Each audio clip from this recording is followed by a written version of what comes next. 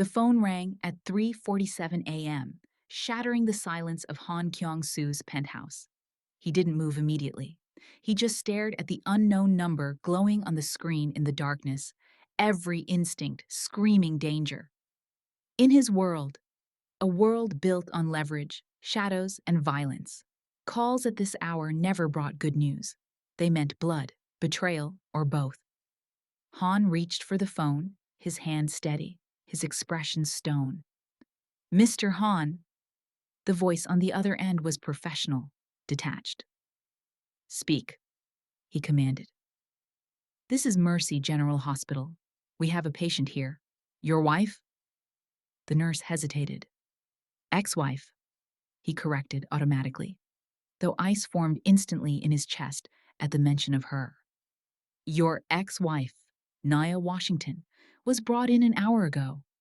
The nurse continued. She's in active labor. The room tilted. The sterile, expensive air of the penthouse suddenly felt too thin to breathe. Labor? Han froze. It had been exactly 8 months. 8 months since he'd signed those divorce papers. 8 months since he'd watched Nia walk out of his life with tears streaming down her face. He remembered her hand curiously curved over her belly that day. A protective gesture he hadn't understood then. She had been carrying his child, and she had kept it a secret. 8 months of silence, 8 months of drowning in regret and soju, of building walls so high even his own brother couldn't scale them. He thought he had protected her by letting her go. He thought he had saved her from the monster he was. Mr. Han? The nurse's voice cut through the noise in his head. The baby is in distress. She's asking for you.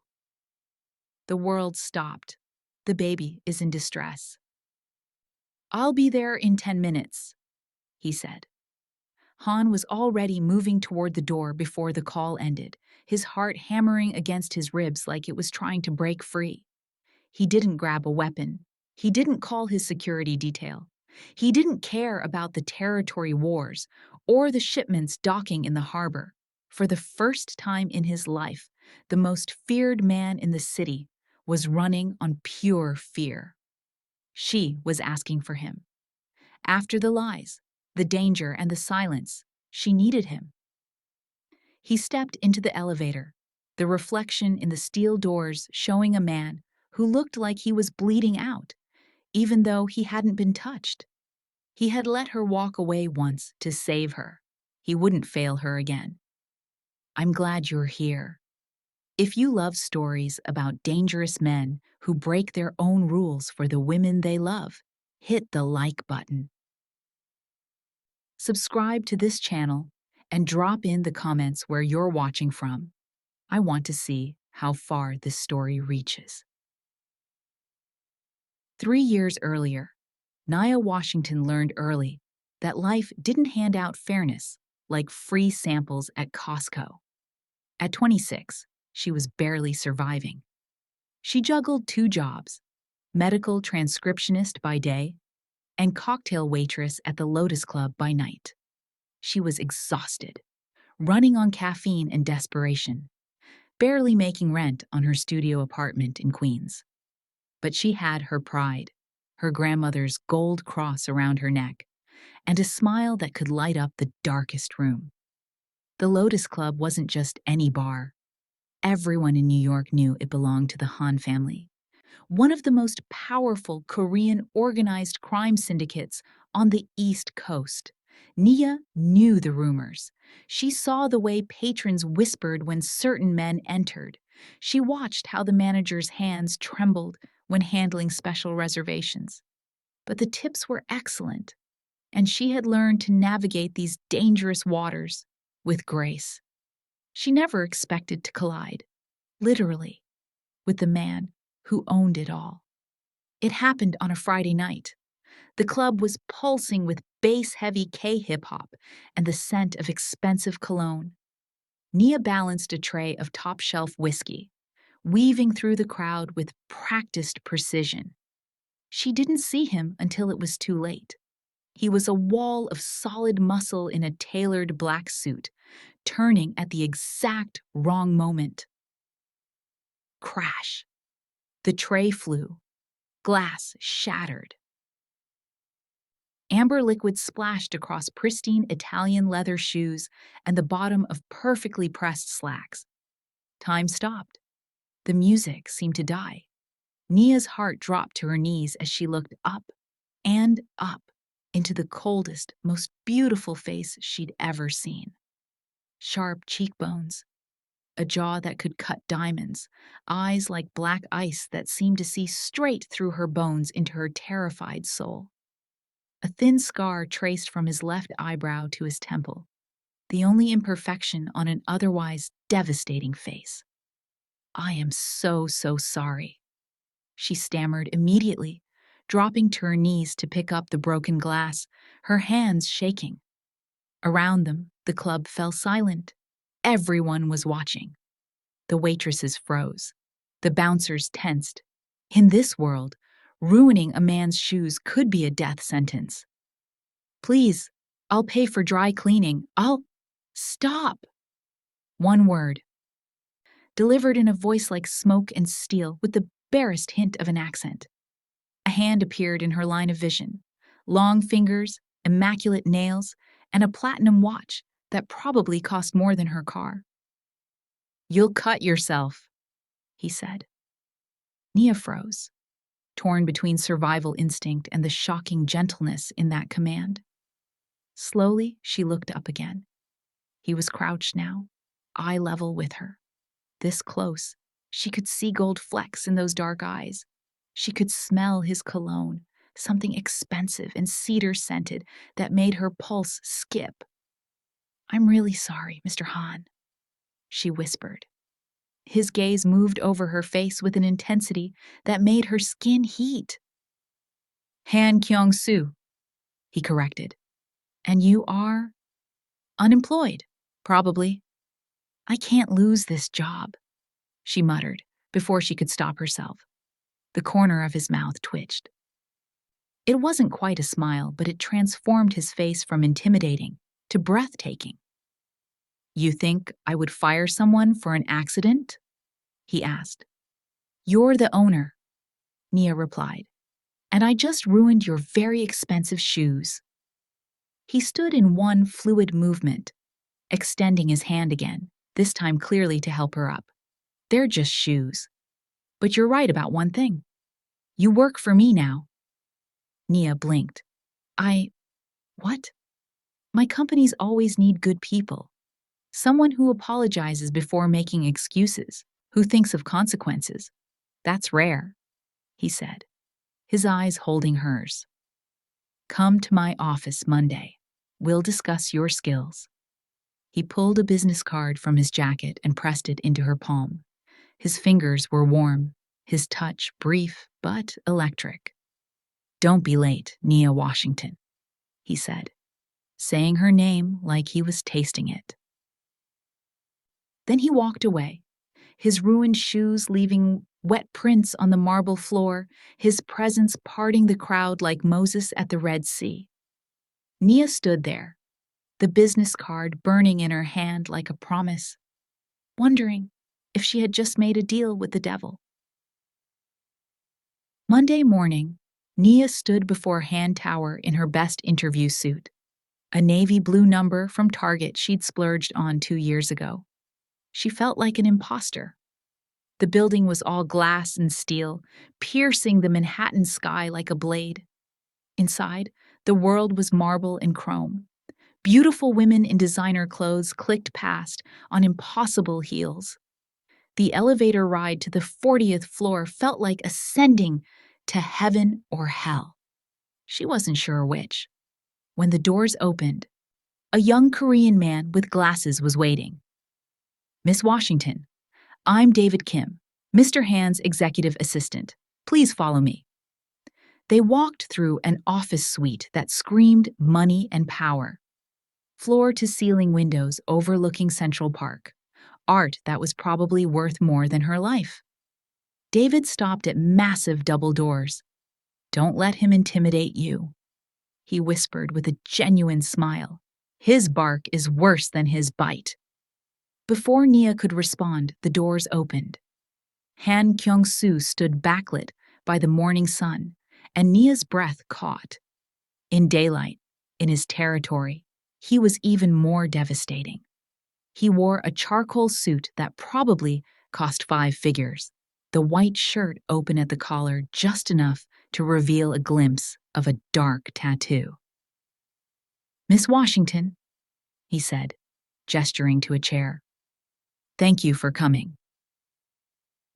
"Thank you for the opportunity," Nia said, sitting and forcing her spine straight. "Though I'm still not sure what opportunity that is, exactly." "Direct. I like that."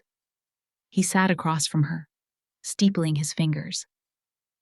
"I need someone I can trust in a sensitive position. Someone who sees things, but knows when to stay silent. Someone smart enough to notice details, but wise enough to know which details matter." "That sounds suspiciously like you're describing a spy," Nia said. "I'm describing a personal assistant," he corrected, his gaze never leaving hers. "To me." "I don't have experience," she argued. "You have 2 years of medical transcription, which means attention to detail and confidentiality," Han countered smoothly. "You're educated, city college, psychology degree, full scholarship. You take care of your grandmother in the Bronx. You send money to your younger sister at Howard. You don't drink, don't do drugs, and don't have a criminal record." He leaned back. "Did I miss anything?" Nia's mouth went dry. "You investigated me." "I investigate everyone who gets close to me," he said. No apology. "In my world, trust is earned through transparency, not promises. If you think investigating an employee's entire life before the first interview is a red flag, comment red flag. If you think it's a green flag because he protects his circle, hit the like button. I want to see whose side you're on." "Your world," Nia repeated. "The world where you're not just a real estate mogul." Silence stretched between them, heavy with unspoken truths. Finally, Han spoke, his voice quiet but firm. "I will never lie to you, Nia. My business has many faces. Some are legal. Some exist in gray areas. But I will tell you this. I have never hurt an innocent person. I protect my people. I honor my word." He leaned forward, his eyes boring into hers. "If you work for me, you'll be safer than you've ever been. You'll have health insurance, a salary 4 times what you make now, and my word that I will never ask you to do anything illegal." "Why me?" The question escaped before she could stop it. "You could hire anyone." For the first time, uncertainty flickered across his face. He stood and moved to the window, looking out at the city like a king surveying a kingdom he found wanting. "Because when you looked at me Friday night, you saw a person. Not a name, not a reputation, just a man whose shoes got wet," he said softly. "Everyone in my life wants something from me. Power, money, protection. You just wanted to make it right. That is rare in my world, Nia. That is precious." Nia stood too, her mind racing. This was insane. She should walk away, go back to her safe, small life. But something in his voice called to the part of her that had always wondered what lay beyond the boundaries she'd drawn. "I need 24 hours to think about it," she said. "I'll expect your call," he replied. She walked out, her heart racing. She told herself she would say yes for the money, for her grandmother's diabetes medication, for the student loans. She told herself a lot of lies. But deep down, she knew she was saying yes because of the way Han Kyong Su looked at her, like she was a puzzle he desperately wanted to solve. Nia said yes. She told herself it was for the money. The salary was 4 times what she made as a waitress, and the health insurance that would finally cover her grandmother's diabetes medication. She told herself it had nothing to do with the way Han Kyong Su looked at her, like she was the only living thing in a room full of ghosts. She told herself a lot of lies that first month. The reality of working for Han Kyong Su was a masterclass in cognitive dissonance.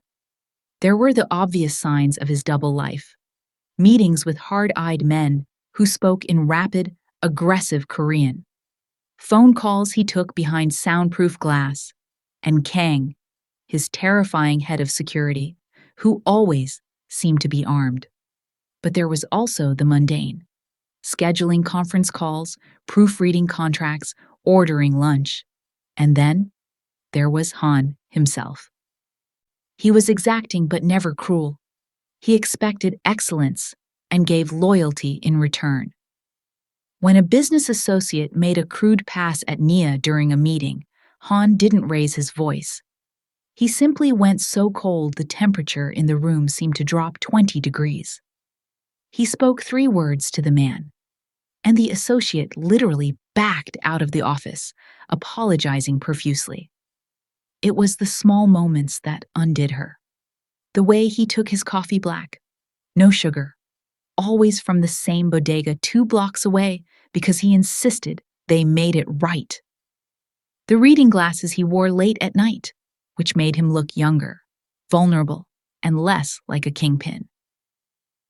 One evening, 6 weeks into the job, they were alone in his office.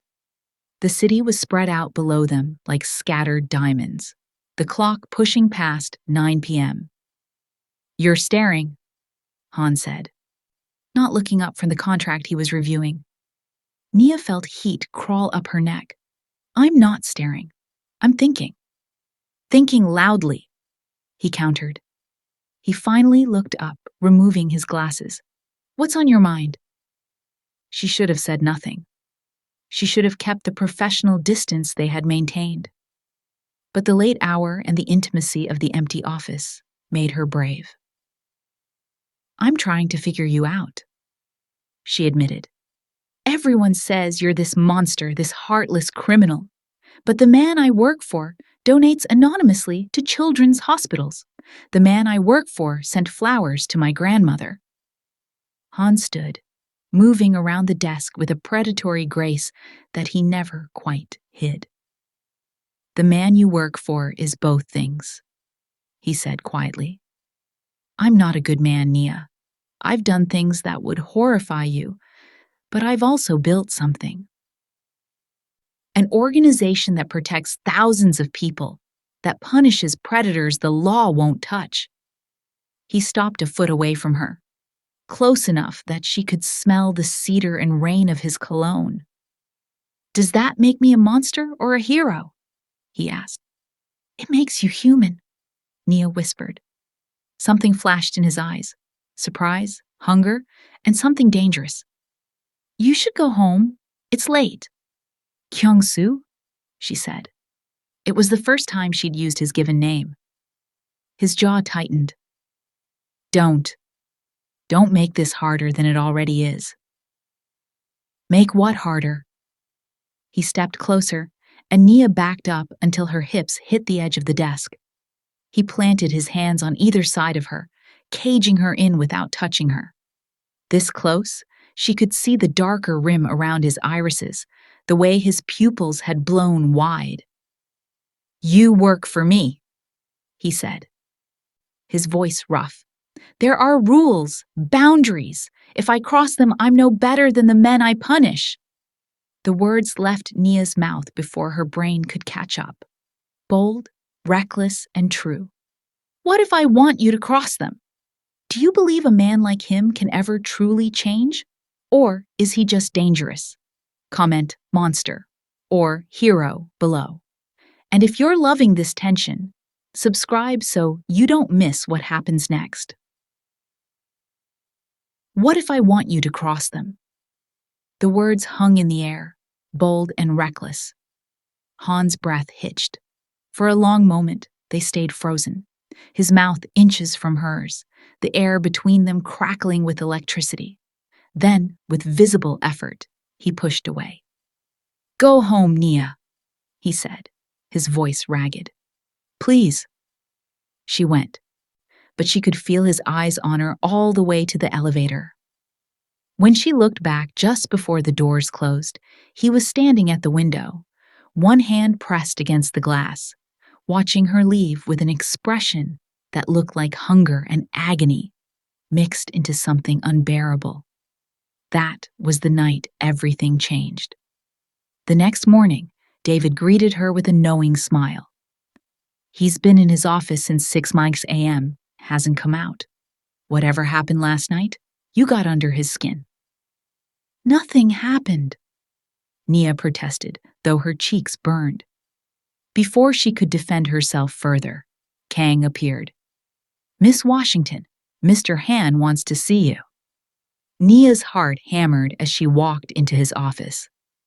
Han sat behind his desk, looking every inch the criminal kingpin in a black suit, but he looked wrecked. His hair was slightly disheveled, as if he'd been running his hands through it, and dark circles shadowed his eyes. "Close the door," he said.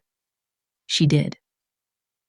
"I've been thinking about what you said last night," he began, his voice controlled but strained.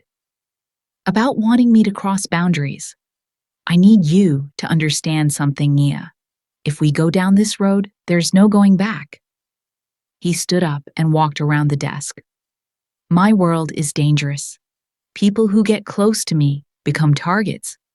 And I haven't let myself want something this badly in a very long time. It makes me reckless." "Maybe I don't want safe," Nia said quietly. "Maybe I've been safe my whole life and it's left me empty." His control snapped. In 3 strides, he was in front of her. He cupped her face with a gentleness that made her eyes sting. "You have no idea what you're asking for," he whispered, his thumb tracing her cheekbone. "Then show me," she challenged. He kissed her like a man starving. It wasn't polite. It was desperate, like she was oxygen and he had been drowning for years. Nia gasped against his mouth, her hands fisting in his jacket, pulling him closer. When they finally broke apart, both breathing hard, Han rested his forehead against hers. "This is insane," he murmured. "Completely," she agreed. "I'm still your boss. Technically, you're everyone's boss." He huffed a laugh, a real sound that made him look younger. "What am I going to do with you?"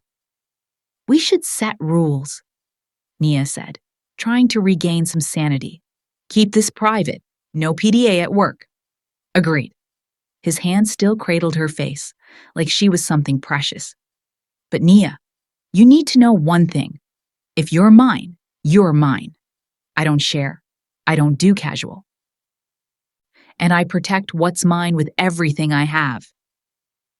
If you're mine, I don't share." If that line gave you chills, hit the like button. If you think possessiveness is a red flag, tell me in the comments. The possessiveness should have scared her. Instead, heat pooled in her belly. "I can work with that," she whispered.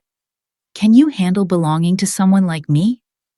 "Because it goes both ways, Kyong Su. If I'm yours, you're mine too." Surprise flickered across his face, followed by awe. "I've never belonged to anyone," he admitted softly. "There's a first time for everything," she said. He kissed her again, softer this time. "Tonight," he said. "Have dinner with me, not as your boss, as a man who wants to know everything about you." "That sounds like a date, Mr. Han." "It is, Miss Washington, and call me Kyong Su when we're alone. I want to hear my name in your voice." 6 months into their relationship, Nia had integrated into Han Kyong Su's dangerous life with surprising ease. She met his younger brother, Minjun, who had looked at her with open astonishment before hugging her and whispering, "Thank you for making him smile." She learned to navigate the complex politics of his organization. She knew which meetings required her absence and which associates were merely tolerated. But the hardest lesson was learning that loving Han Kyong Su meant accepting that sometimes he came home with blood on his knuckles and secrets in his eyes. "Marry me," he said one night. They were in his penthouse, Nia curled against him on the couch, half asleep while a Korean drama played on the screen, something neither of them was actually watching. His fingers had been stroking her hair, a rhythmic, soothing motion that made the violence of his world feel miles away. "What?" Nia sat up, blinking, certain she had misheard. Han turned to face her. In his eyes was an intensity that made her breath catch. "Marry me, Nia. I know it's fast. I know my life is complicated, but I've never been more certain of anything." He pulled a box from his pocket and opened it to reveal a ring that made her gasp. A perfect solitaire diamond surrounded by smaller stones, elegant, understated, and unmistakably expensive. "You make me want to be better," he said, his voice rough with emotion. "You make me believe I can be better. Say yes." Nia's hands trembled. She knew she should ask for time. She should consider the danger, the targets on their backs, the fact that they had only known each other 8 months. But looking at him, this powerful, dangerous man who melted for her touch, who had held her while she cried over her grandmother, she knew there was only one answer. "Yes," she whispered. The kiss that followed was desperate and claiming. When he slid the ring onto her finger, his hand shook slightly. That small sign of vulnerability undid her completely. "I love you," he whispered against her lips. "Even if I'm damned for it, I love you." "I love you too," she replied, pulling him closer. "We'll figure out the damned part together." They married quietly 2 months later at City Hall. No hundreds of guests, no fanfare, just them, Minjin, David, and Nia's grandmother. It was everything and nothing. Promises written in starlight, vows made in the eye of a hurricane. Some say marrying a mob boss is a death sentence. Others say it's the ultimate protection. Which one is it? Hit the like button if you think their love can survive his world. Subscribe to see what tears them apart. The first year of marriage was bliss, punctuated by normal arguments, him being overprotective, her working too hard at the hospital. They always found their way back to each other. But in Han's world, peace is just the deep breath before the scream. Nia didn't know it yet, but the happiness was a lie. Or rather, it was a bubble about to be popped by a ghost from his past. Nia came home early from visiting her grandmother, shaking rain from her umbrella, expecting to find her husband working late. She found him in his home office, but he wasn't alone. A woman was there, tall, elegant, Korean, and beautiful in a way that made Nia's stomach clench immediately. She was standing too close to Han, intimately close, with her hand resting familiarly on his arm. "Kyong Su?" Nia's voice came out smaller than she intended. He turned sharply. For the first time since she had known him, guilt flashed across his face before he could mask it. "Nia, you're home early," he said, his voice tight. "Who is this?" Nia asked, stepping into the room. The woman smiled, but it didn't reach her eyes. It was a smile made of razors. "I'm Park Jawan. Kyong Su and I have history." The way she said history made the world tilt on its axis. What kind of history? Nia demanded. Jiwon was just leaving, Han said firmly, stepping away from the woman. Was I? Jiwon's smile sharpened. I thought we were discussing the merger and other matters. Get out! Han snarled. The tone was cold, lethal, the voice he reserved for enemies. Jiwon didn't flinch. She picked up her clutch, shooting Nia a look that felt like a threat wrapped in silk, and walked out. When the door clicked shut, the silence that followed was suffocating. Who is she? Really? Nia asked, her hands balling into fists to stop the trembling. Han ran a hand through his hair, looking lost. She's the daughter of another organization head. Our families had an arrangement before I met you. The word arrangement hit like a physical blow. An arranged marriage? It was never finalized, he said quickly. I called it off when I met you, but she's back now. And you didn't tell me, Nia whispered. You let me walk in and find you with her like what? I've never touched another woman since the day I met you, Han argued, anger flashing in his eyes now. Then why was she here? Why did you look guilty? Because her father is threatening war if the merger doesn't happen, Han admitted, his voice ragged. Because the merger includes me, marrying Jiwon to cement the alliance. I've been trying to find a way out without putting you in danger.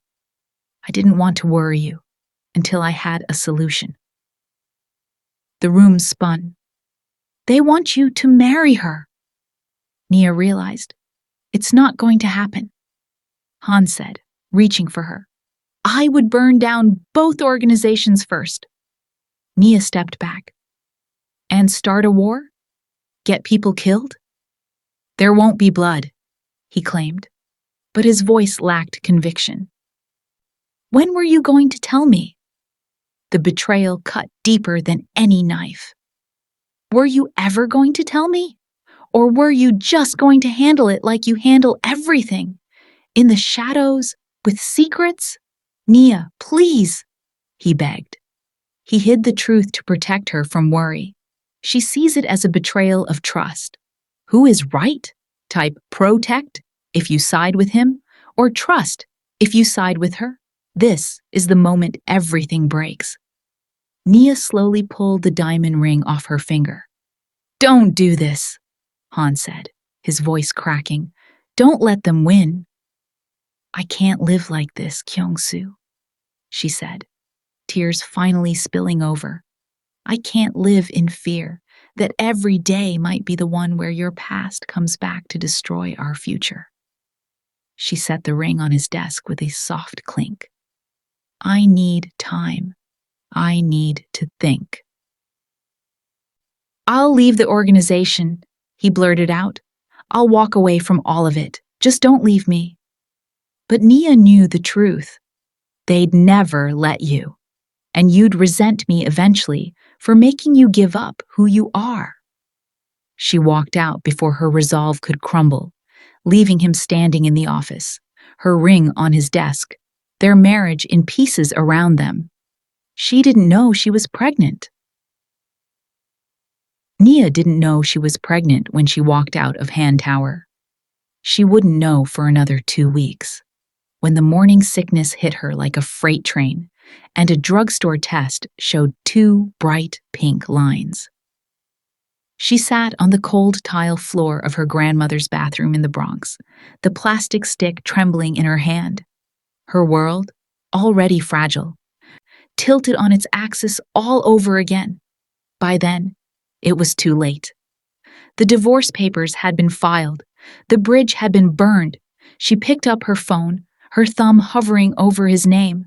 Han Kyong Su. Just one call, and he would be there. He would wrap her in safety, move her back into the penthouse, and protect them with an army if necessary. But then she remembered Jiwon. She remembered the arrangement. She remembered the look in his eyes when he talked about burning down organizations. War. Blood. Is that the life I want for a child? She asked herself. A father who comes home with bruised knuckles, a childhood spent in the back of armored SUVs? Nia lowered the phone. Then, with a shaking hand, she blocked his number. She blocked his email. She disappeared into the cracks of the city, back into the life she had before him. 8 months passed, 8 months of living in her grandmother's cramped, drafty apartment in the Bronx. The heating rattled, and the sirens outside were constant, a sharp contrast to the silent, hermetically sealed luxury of Han's penthouse. 8 months of working double shifts at 2 different medical offices just to save money for a crib, for diapers, for a future she had to build alone. 8 months of watching her belly grow, feeling their baby kick, and wondering if she had made the biggest mistake of her life. It wasn't just the struggle that broke her. It was the silence. She missed him with a physical ache. She missed the way he made coffee. She missed the way he listened. She missed the man who had knelt in broken glass for her. "You need to tell him," her grandmother said one evening, watching Nia rub her swollen ankles after a 12-hour shift. "That man has a right to know he's going to be a father." "I can't," Nia whispered, staring at the peeling paint on the ceiling. "If I tell him, he'll come for us. And if he comes for us, the danger comes with him." "You think you can protect this baby better than he can?" her grandmother challenged. "I can give her peace," Nia insisted. "I can give her a normal life." But deep down, she knew she was lying. She wasn't just protecting the baby. She was terrified. Terrified that if he saw her now, huge, tired, and poor, he would see a burden. Or worse, he would try to take the baby and leave her behind. Nia chose poverty and safety over luxury and danger. Do you think she made the right choice keeping the baby a secret? Or is it a betrayal? Comment, Team Nia or Team Han below. I read every comment, so she kept the secret. She endured the lonely nights, one hand on her belly, whispering stories to a daughter who would never know her father. She thought she was being strong. She thought she could handle it alone. She was wrong. The contractions didn't start like they do in the movies. There was no slow build-up, no gentle warning. It happened during her evening shift at the clinic. Nia was filing charts, her back aching from 8 hours on her feet. First, there was a twinge. Then, a cramp that made her breath hitch. And then, a wave of pain so violent it brought her to her knees. She gasped, grabbing the edge of the desk to keep from collapsing. "Nia?" Dr. Martinez appeared at her side instantly, his face pale. "What is it?" Before she could answer, she felt it, a warm gush of liquid soaking through her scrubs. "My water!" she gasped, panic clawing at her throat. "My water just broke." "We need to get you to the hospital now," Martinez said, already shouting for a nurse. Everything after that was a blur of chaos and strobe lights. The ambulance ride felt like a descent into hell. Every bump in the road sent a fresh spike of agony through her body. The pain went from manageable to unbearable in minutes, tearing a scream from her throat that she barely recognized as her own. Through the haze of pain, one thought kept circling her mind like a shark. He should be here. Han Kyong Su should be here. He would know what to do. He would hold her hand. He would threaten the pain away if he could. But he wasn't here. He was in a penthouse in Manhattan, thinking she hated him. By the time they wheeled her into the ER, the world was spinning. "The baby's heart rate is dropping," a doctor shouted over the noise of machines. "She's in distress. We can't wait." Nia's eyes flew open. Distress. The word stopped her heart. "We need to do an emergency C-section," the doctor said, leaning over her, his face grim. "Miss Washington, listen to me. We need to move fast. Is there anyone we should call? A partner? A family member?" Nia looked at the bright surgical lights above her. She thought of her pride. She thought of the 8 months of silence. She thought of the arrangement and the danger. Then she felt another contraction, and the terror of losing her daughter eclipsed everything else. It eclipsed the fear of the Mafia. It eclipsed the pain of the divorce. "My husband."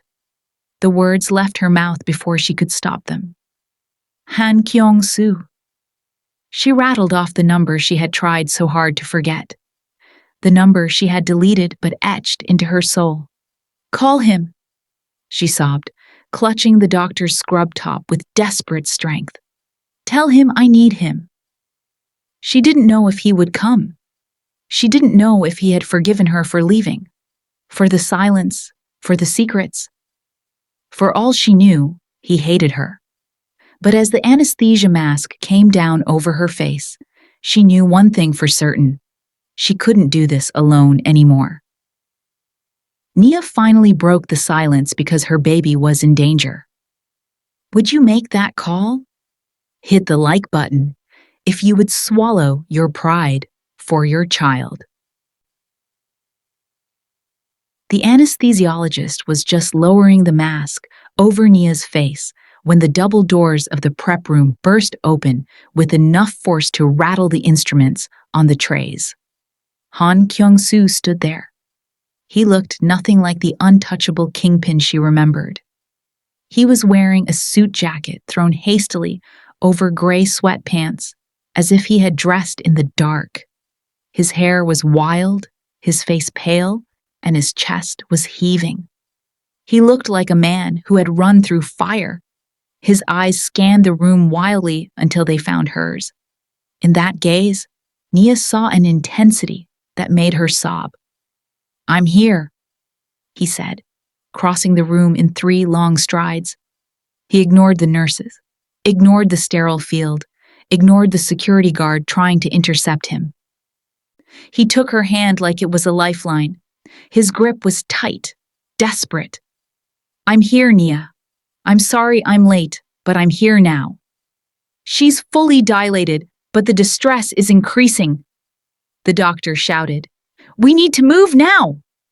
As they began to wheel the gurney toward the operating theater, Nia squeezed his hand, fighting through the fog of pain and drugs. "I have a daughter!" she gasped, the confession tearing out of her. "Kyong Su, I have a daughter. I'm so sorry I didn't tell you. I was scared and stupid and—" "Later," he interrupted, leaning down to kiss her forehead, her cheeks, her lips. He wasn't angry. He was terrified. "We'll talk later. Right now, let's meet our daughter." They wheeled her into surgery with Han right beside her. He refused to leave. He stood by her head, his hand never leaving hers. His voice a steady murmur of reassurance in a mix of Korean and English.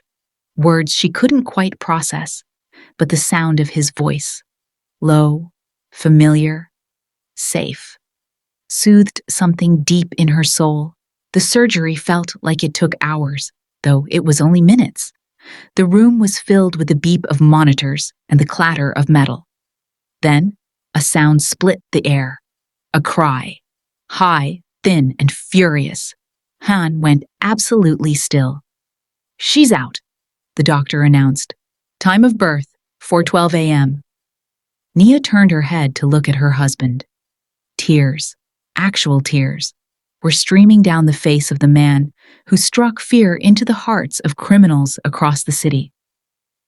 "We have a daughter," he whispered reverently, staring at the bloody, squalling bundle the nurse was cleaning. "Nia, we have a daughter. 7 pounds, 3 ounces, the nurse announced, wrapping the baby in a pink blanket. "Perfectly healthy. Would you like to hold her, Dad?" Han moved as if in a trance. He held out his arms. Nia watched through her own tears as Han Kyong Su took their daughter. His hands, hands that had broken bones, pulled triggers, and signed death warrants, cradled the infant with infinite gentleness. He looked at the baby like she was made of glass and stardust. The most dangerous man in the city is crying over his baby girl. If this scene got to you, hit the like button. Do you think fatherhood will change him, or will it make him even more dangerous to protect her?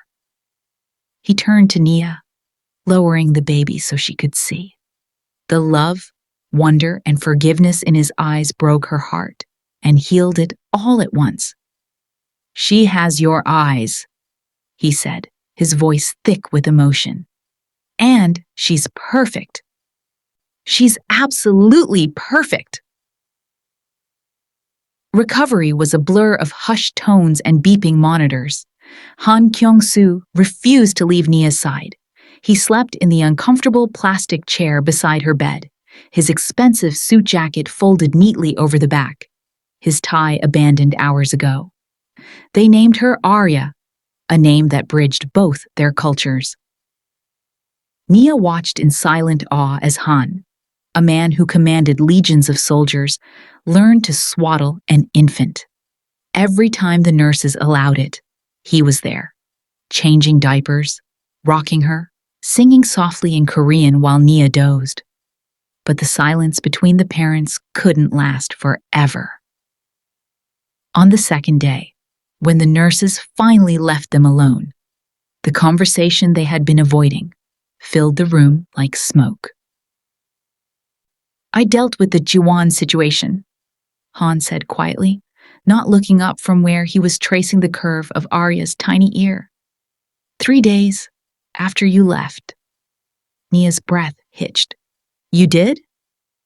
"Her father wanted war, so I gave him one," Han said, his voice dropping to that cold, terrifying register that reminded her of who he really was. "Economic, not physical. I bought out his companies.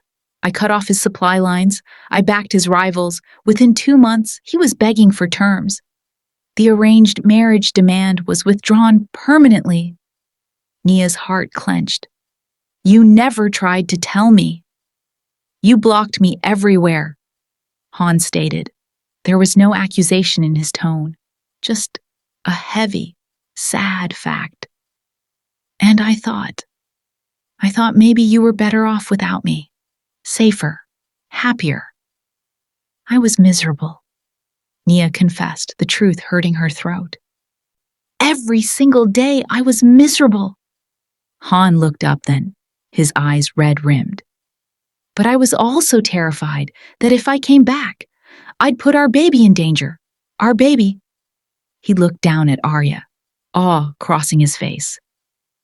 "I can't believe I almost missed this. I almost missed her birth." "Why didn't you trust me, Nia?" he asked softly. "Because I saw what loving you could cost," she whispered, tears spilling over. "Satish start. I saw the threats, the danger. How could I bring a child into that? By letting me protect you both." Han's voice rose slightly, cracking with suppressed emotion. "I would have died before letting anything happen to you or our daughter. But you didn't give me the chance. You made the choice alone." The weight of his words crushed her. She had tried to be the hero, but she had become the villain in their story. "I know," Nia sobbed. "I know, and I'm sorry. I was wrong. I should have talked to you. I was scared and hormonal, and I should have told you about Jiwon the moment she contacted me." Han set Arya carefully in her bassinet. He moved to sit on the edge of Nia's bed, taking her hands in his. "I was trying to protect you from worry," he admitted. "Instead, I created a situation where you felt you couldn't trust me with the truth. That's on me." They sat in silence. 8 months of hurt, loneliness, and fear hung between them. But there was also a sleeping baby beside them, a testament to the love that had survived it all. I don't know how we come back from this, Nia whispered. Neither do I, Han replied, his thumb tracing circles on her palm. But I know I love you. I know I love our daughter. And I know I'll spend the rest of my life earning back your trust if you'll let me. Nia hid the baby to protect her. Han hid the war to protect her. They both messed up out of love. Who do you think needs to apologize more? Drop a NEA or Han in the comments. 3 days later, they brought Arya home. But the car didn't turn toward Manhattan. It didn't head for the glass and steel fortress of Han Tower. Instead, the armored SUV wound its way through the tree-lined streets of Brooklyn. Where are we going? Nia asked, clutching Arya's carrier. Home, Han said simply. They pulled up to a beautiful, renovated brownstone. It was warm, inviting, and completely unlike the sterile luxury of his penthouse. I bought it right after we got married, Han admitted, looking almost shy. I wanted somewhere that felt like a home, not a fortress. Somewhere safe for a family. Nia stared at the house. He had been planning a future she had been too afraid to believe in. Inside, there was a nursery already set up, a rocking chair, a crib. Everything was waiting. 1 month later, Han came home early. This was unusual. Nia was on the couch, Arya sleeping on her chest, the TV playing softly. I officially resigned as head of operations today, he said without preamble, loosening his tie. Minjin is in charge. I'm just an advisor now. Minimal involvement unless there's an absolute emergency. Nia sat up carefully. Are you sure? I never asked you to give that up. You didn't have to ask, Han said, sitting beside them and resting a hand on Arya's tiny back. I've spent my entire adult life building power, thinking that's what made me matter. But this, you too? This is what matters. This is my legacy now. She's going to grow up asking questions, Nia warned gently. About your tattoos, about why Uncle Minjin always has scary friends, about why people look at you with fear. And we'll answer honestly, Han promised. She deserves to know who her father is, the good, the bad, and the complicated. Later that night, after Arya was asleep, Han pulled Nia close in their bed. I have something for you, he said, producing a small velvet box. More jewelry? She teased. Not exactly. He opened the box. Inside wasn't a diamond, but a heavy silver key. This is for the safe in my office, he said solemnly. It contains everything. Bank accounts, property deeds, business documents, contacts, blackmail files, everything. If anything ever happens to me, or if you ever doubt me, open it. You will have access to everything you need to protect yourself and Arya. The gift was so practical, so terrifying, and so him that Nia wanted to laugh and cry simultaneously. It was leverage. It was power. It was his life in her hands. Nothing is going to happen to you, she whispered. Probably not, he agreed. But I promised no more secrets. This is me keeping that promise. Complete transparency. Complete trust. Nia took the key, feeling the cold weight of it. She set it on the nightstand and cupped his face. I love you so much. It scares me sometimes, she admitted. Good. He smirked, that wicked glint returning to his eyes. I like keeping you on your toes. He kissed her then, and for the first time since Arya's birth, the kiss deepened into something more, something hungry. The doctor said 6 weeks, Nia reminded him breathlessly, pulling back just an inch. I know, Han groaned, kissing her neck. I'm just reminding you what's waiting when those 6 weeks are up. He gave her the key to his empire. Total surrender. Would you trust a man who gave you all his secrets? Or would you be scared of what you'd find? Hit the like button if you think this is the ultimate act of love. Years later, the sharp edges of their past had softened into something durable and warm. On a sunny Saturday afternoon, Nia stood at the kitchen window of the Brooklyn brownstone, one hand resting on the swell of her belly. She was 6 months pregnant with their second daughter. Outside, in the garden that had once been just a patch of dirt, Han Kyong Su was kneeling in the soil. He wasn't wearing an Italian suit or a holster. He was wearing a t-shirt covered in dirt, teaching their 4-year-old daughter, Arya, how to tend to the tomato plants. Arya's hair was pulled into 2 puffs, her brown skin glowing in the sunlight. She held a small watering can with intense concentration. "Gentle, Ari," Han said, his voice carrying through the open window. "The roots are delicate, like baby sister." "Like baby sister?" Arya asked, looking at the house where Nia stood. "Exactly like baby sister. We have to protect them so they can grow," Han explained. "I'll be gentle, Appa," Arya promised solemnly. Nia felt peace settle over her like a warm blanket. The road to this moment hadn't been easy. There had been challenges, a rival organization making threats that Minjin handled swiftly, the sleepless nights of parenthood, the constant work of rebuilding trust.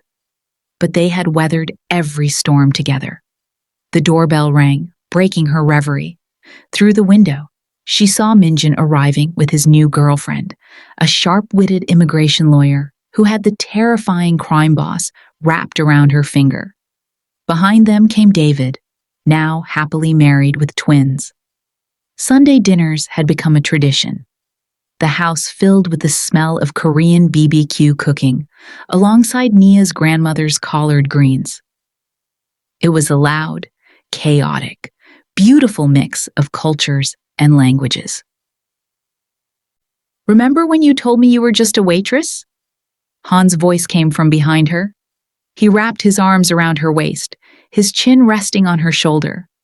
"I remember you telling me I was unemployed," she countered, leaning back against his solid chest. "Look how wrong I was." "You're not unemployed," he whispered, pressing a kiss to her neck. "You're the CEO of this family, the keeper of my heart, and the only person in the world who can make me forget my own name with just a look." "Smooth talker," she teased. "Only for you." He turned her to face him. In his eyes, she saw the same intensity that had undone her that first night in the Lotus Club. But now the ice was gone. It was replaced by years of devotion. Suddenly, a shout from the garden startled them both. "Nobody touches what's mine!" Arya yelled at the top of her lungs. Nia and Han looked out the window. Arya was standing protectively in front of her tomato plant, glaring at a crow that had landed nearby. Her small fists were balled up at her sides. Minjin burst out laughing from the patio. I wonder where she learned that phrase. Han had the grace to look sheepish. She might have heard me say it once or twice. Once or twice. Nia raised an eyebrow. You say it every time someone looks at me for too long. Can you blame me? Han pulled her closer, his hand settling over their unborn daughter. You're mine. She's mine. This whole beautiful, chaotic life is mine. I'm just making sure the universe knows it. Possessive man, she murmured, smiling. You're possessive man, he corrected. He kissed her then, a kiss that tasted of promises kept and a future that was finally, truly safe. They weren't perfect. They were a collision of two different worlds, a black woman who dared to love a monster and a kingpin who found his redemption in her light. But as they stood there, watching their daughter chase the crow away with the ferocity of a tiger, they knew one thing for sure. They had won. Thank you so much for listening to this story. Your presence means everything to me. If this story hit you the way I hoped it would, subscribe to this channel. I've got more stories coming about dangerous men who fell harder than they ever thought possible.